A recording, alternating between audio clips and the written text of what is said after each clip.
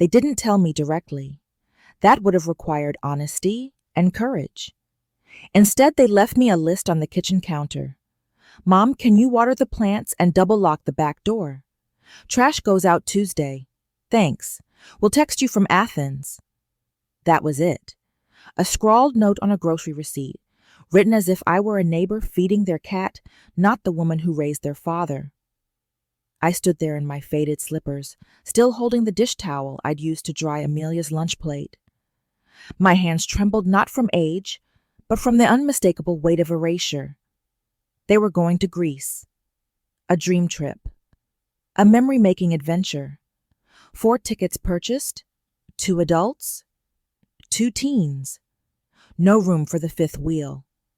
Apparently I was too old to sit by the sea. Too slow to walk cobbled streets. Too fragile for airports, but just dependable enough to guard their house. I didn't call them. Didn't ask why I wasn't included. I'd learned long ago that asking for inclusion only highlighted your exclusion. Instead, I folded the note carefully and placed it next to the photo of Paul, my late husband. He would have known what to say. He would have seen me. I made tea. That's what women like me do when our hearts are heavy. We boil water, hold warm mugs, and pretend the steam can carry away what hurts. But as I sat by the window watching the van back out of the driveway, something shifted. It wasn't rage. It wasn't grief. It was something quieter, stronger, resolve. The house was silent that night. Too silent. Not the cozy book and tea kind, the kind that echoes. I sat in my chair by the fireplace, though there was no fire, just a flickering candle and the cold hum of a fridge down the hall. The tickets were in the mailbox, still sealed, still in the agency envelope. Departure 3 days. Destination Athens. My name was nowhere to be found, but I wasn't surprised. Hurt, yes, but surprised, no. When people stop seeing you, their choices stop including you. I stood in the hallway with the envelope in one hand and a cup of tea in the other. My fingers shook, but not from age, from decision. I walked to the kitchen, opened the drawer where I kept old takeout menus and emergency numbers, and pulled out my address book. The paper was yellowed, the spine cracked. I ran my finger down until I found it Sunwave Travel. I dialed. Good evening, Sunwave Travel. This is Mia. How can I help you? I cleared my throat. Yes, I'd like to cancel some tickets. The reference number is inside the envelope, but they haven't been used or activated yet. A pause. May I ask why you're canceling? There was a time I might have explained, might have softened it, but not now. No, just cancel them, please. Of course, ma'am. Please hold a moment. I looked around as I waited at the room I decorated for holidays. They stopped showing up for birthdays they forgot to call on, and milestones they turned into afterthoughts. The line came back. Done. The tickets have been canceled. Refund will be issued to the original payment method. Thank you, I said and hung up. There was no rush of victory, no satisfaction, just quiet. But not empty quiet, deliberate quiet, the kind that follows choice. I made another cup of tea. Then I reached into a different drawer, the one I hadn't opened in years, and pulled out my passport, still valid. Then I opened my bank app, $12, $84 in savings, a few thousand more in government bonds, no debts, no obligations, no one checking in. I stared at the passport. Then I said it aloud just to hear the words, I'm going. The word echoed real and powerful like a key finally turning in a door. I wasn't canceling their trip for revenge. I was canceling it to make space for mine. I didn't pack much. 1 suitcase, 1 navy blue dress I hadn't worn since Paul's memorial service, comfy walking shoes, a wide scarf that made me feel like a woman with places to go, and a small leather pouch holding my passport savings card, and just enough cash to feel brave. I stood in front of the mirror, examining a face I hadn't truly looked at in years. The lines were deeper now, the gray unapologetic. But I didn't look tired. I looked ready. When I told Carol next door I'd be gone a while, she gasped. Gone where Greece? I said casually. And maybe somewhere else. She stared at me like I'd just announced I was joining the circus. You traveling alone? I think I've been alone for a while now, I replied. Carol didn't argue. She just nodded. Good for you, Helen. About damn time. The airport was chaos. Metallic and cold, filled with families, lovers, and businessmen juggling phones and rolling bags. I hadn't flown in nearly 30 years, but somehow none of it scared me. When the gate agent scanned my boarding pass, she gave me a practiced smile.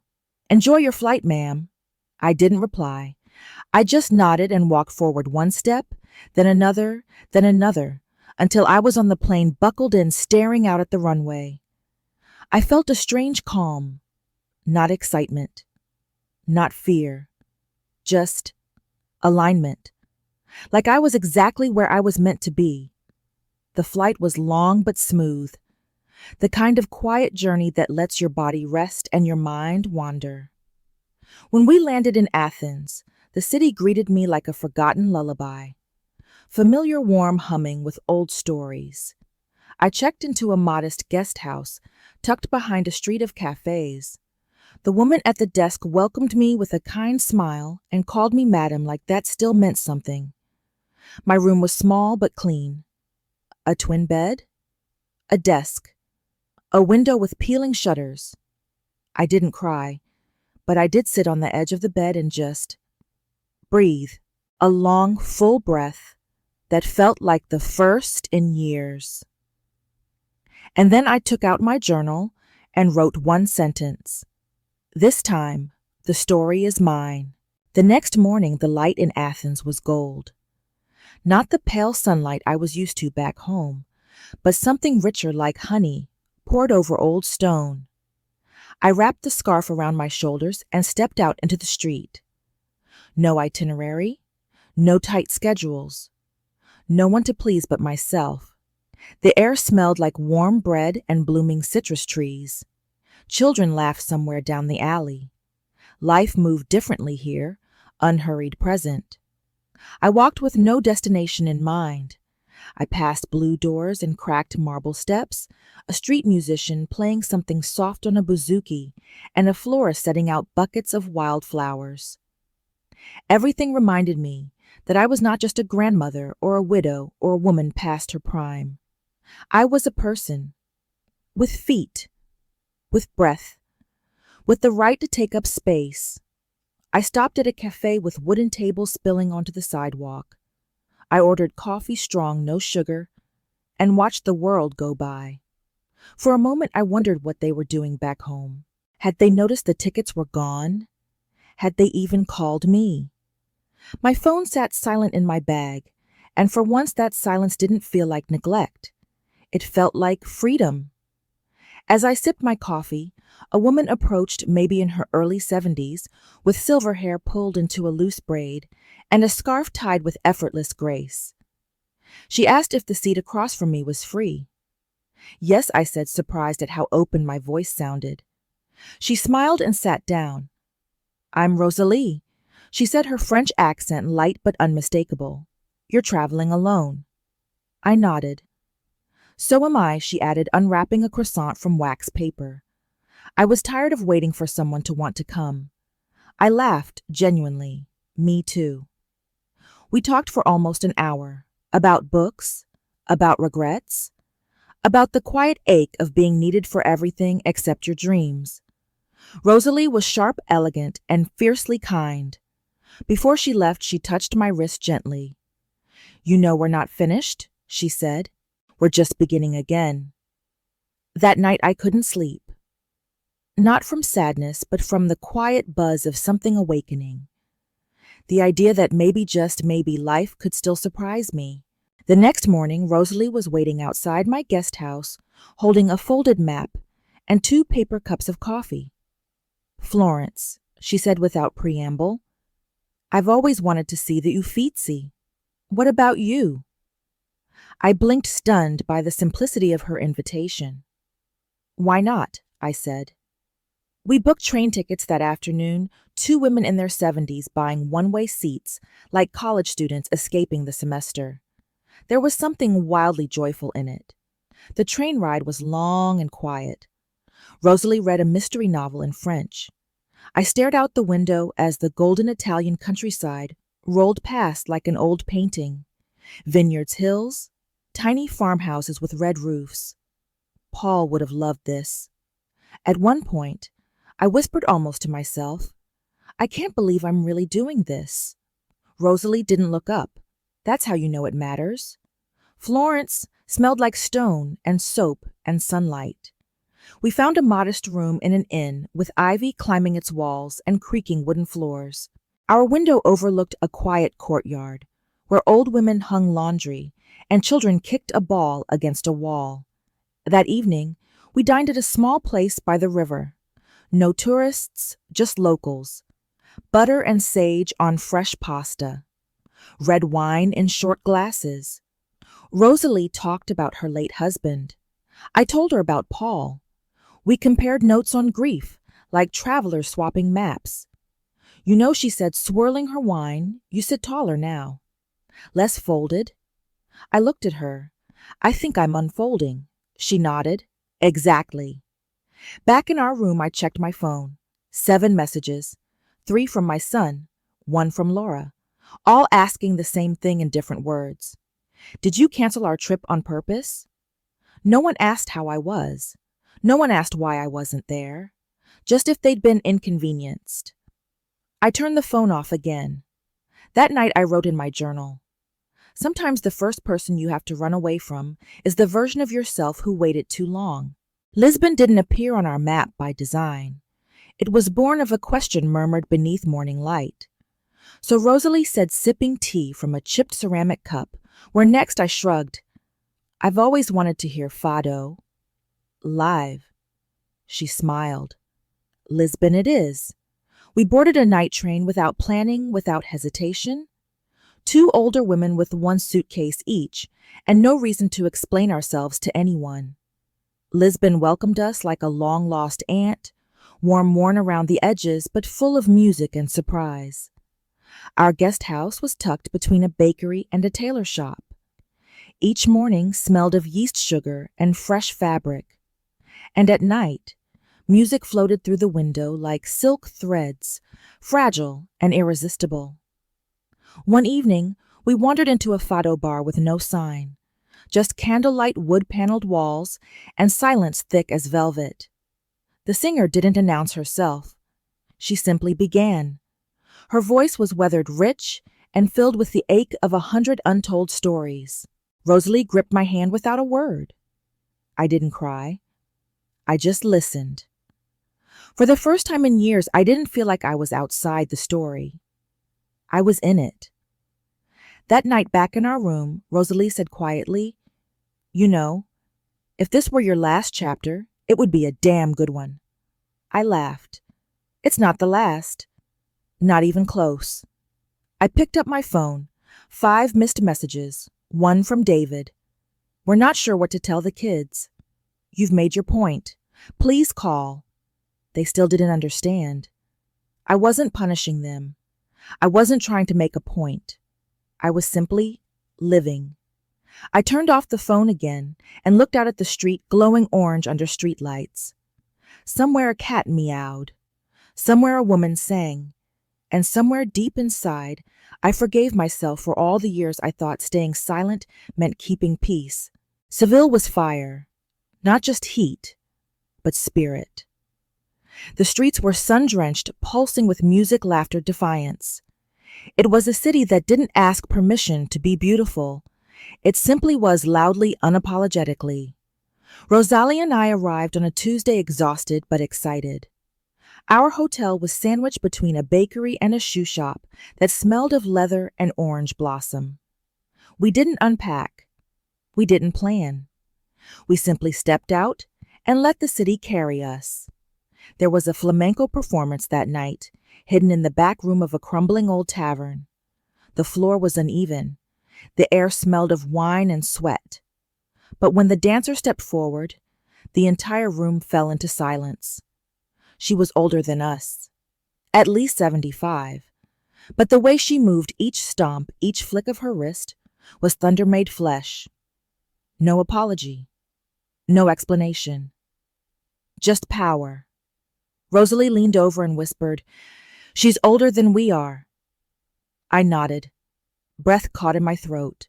In that moment, I saw something I'd forgotten was possible. A woman commanding space, not because she was young or needed approval, but because she existed. And that was enough. The next day, we visited the Alcazar.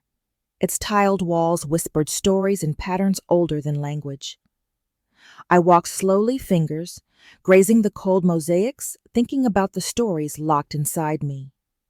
Years of quiet meals, of swallowed opinions, of holding everyone else's pieces, while my own gathered dust. At lunch, Rosalie looked at me and said, "You sit differently now." How so less like someone waiting to be invited, more like someone who owns her chair. That night I checked my phone. One new message from David. "Mom, did we lose you?" There was no anger, no manipulation, just recognition. I didn't reply, but I wrote in my notebook. Maybe I was never lost. Maybe I just finally stopped apologizing for being whole. The beach in Cadiz was quieter than I expected. No loud tourists, just the hush of waves and seagulls overhead. The sand was cool beneath my bare feet, and for once I wasn't in a hurry. Rosalie walked ahead, picking up bits of sea glass, humming some tune only she seemed to know. I stayed back, the scarf around my neck, fluttering in the ocean breeze. That morning before we left the guest house, I had sat on the bed with my phone in my lap for 20 minutes hesitating, staring at one name, Amelia. Not David, not Laura, just my granddaughter. 16, bright-eyed, bold, and the only one who ever truly saw me. I remembered the last time we'd spoken. She'd asked me how to fry an egg without burning the edges. I'd laughed and called her my little egg whisperer. I missed her, and maybe she missed me too. So I typed sweetheart. I'm okay. I'm traveling. Not angry. Not hiding. Just finding something. I hope you're painting. I love you. Grandma. I stared at the words, then hit send. A minute later, OMG, Grandma. Where are you? Are you okay? A pause. Dad said you canceled their trip. Then I don't care. I'm just glad you're okay. Can I call? My fingers trembled again, but this time it wasn't fear. It was release. I stepped away from the shoreline and sat on a low stone wall. Pressed call. She answered on the second ring. Grandma, I'm here, sweetheart.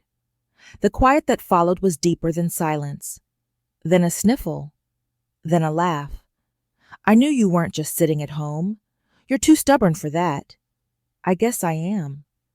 I smiled. We talked for 20 minutes. About her art teacher. About the boy she liked. About the color she wanted to dye her hair purple, of course. We didn't mention David or Laura. There was no need. Before we hung up, she whispered, I'm proud of you, you know. And that nearly undid me. I returned home in early autumn. Not because I had to. Not because someone begged.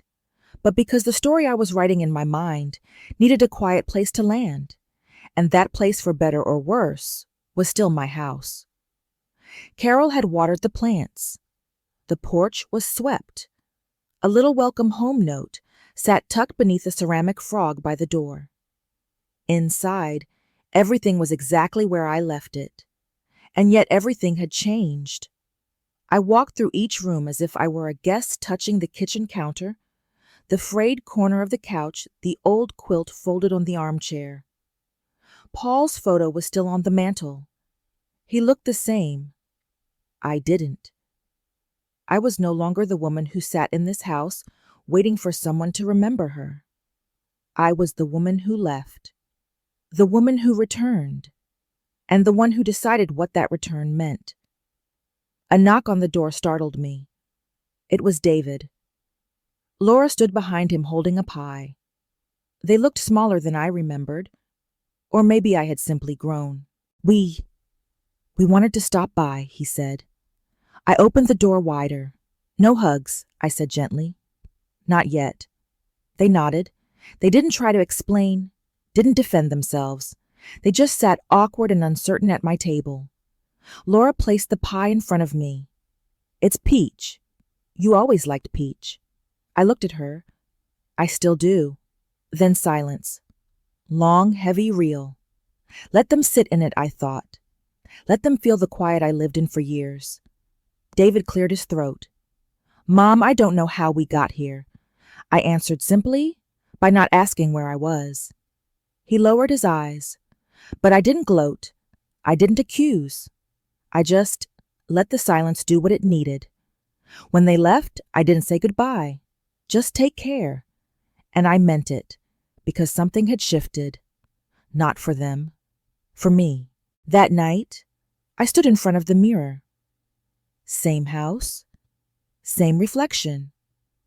But the woman looking back at me wasn't the one who stayed quiet when they left without her. She wasn't the one who waited for permission to matter. There were lines on her face, yes, but they weren't cracks. They were paths etched by courage, grief, laughter, and choice. She had been to Florence, to Lisbon, to Seville. She had danced. She had been still. She had spoken. She had stayed silent on her own terms. She had reclaimed something most people don't even realize they lost. Not youth, not time, but voice. I sat down at my desk and opened the little notebook I bought in Athens, the one I had filled with fragments, thoughts, and quiet declarations. I turned to the last page and wrote, things I no longer apologize for wanting space, saying no resting, leaving quietly, coming back on my own terms, still having dreams, laughing too loud, wanting more. I was never too old. I was just never asked if I still dreamed. Later that afternoon, Amelia came back. She let herself in like she always used to. No knocking, just barefoot humming, carrying a bag of plums. I brought your favorite, she said, and I made a salad. Don't judge. We ate in the kitchen. Simple food, familiar laughter. Then she pulled a folded piece of paper from her pocket. I wrote something she said. Like you. And she read aloud. My grandma taught me that disappearing quietly is a slow kind of death. That staying soft is not the same as staying silent. That women don't owe their energy to the comfort of others. That love shouldn't make you smaller. That it's okay to outgrow your place at the table and demand a new one. I didn't speak. I just reached for her hand. Because in that moment, I knew something deep in my bones. My story had echoed. Not in the loud ways, but in the ways that matter most.